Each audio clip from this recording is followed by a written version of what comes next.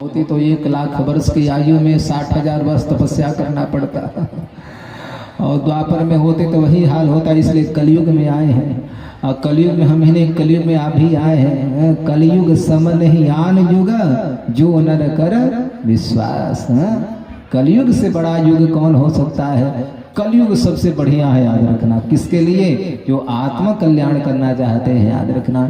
जो फल 60,000 वर्ष तपस्या करने के बाद में जो मिलता था, वही फल इस कलयुग में मात्र 60 मिनट कर लिया जाए तो फल मिल जाएगा। कितनी बड़ी बात है। कहाँ 60,000 वर्ष, वो कहा मात्र 60 मिनट, याद रखना, वही फल मिलेगा।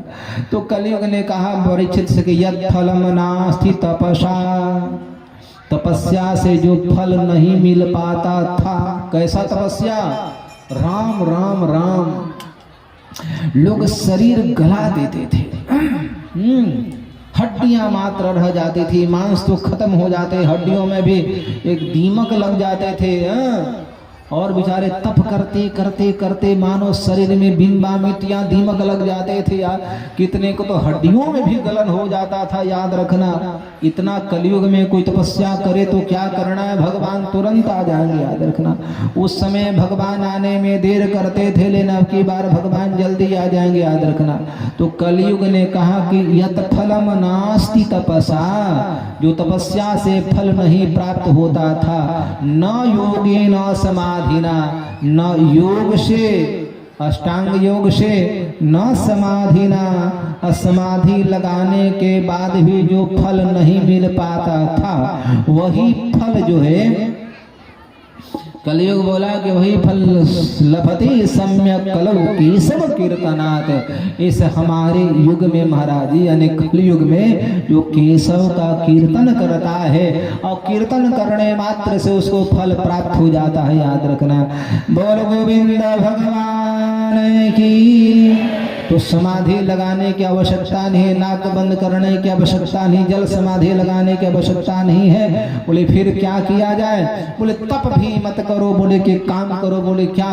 एक बार की बात है, एक ऊपर से चट्टान चला, याद रखना, चट्टान पहाड़ पर से और बड़ा सा पत्थर चला। चलने के बाद में जब पत्थर गिरा महाराज, तो गिर रहा था तो कितने बड़े बड़े विशाल वृक्षों को, बिटपों को धाराशायी करते हुए, सारे पेड़ को उखाड़ते हुए, तोड़ते हुए, मड़ोड़ते हुए नीचे चले आया।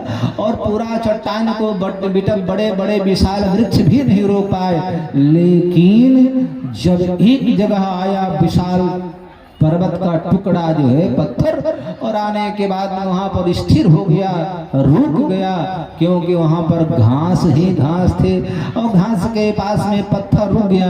किसी ने कहा कि महाराज इतने विशाल वृक्ष उखड़ गए सब और घास ने रोक दिया।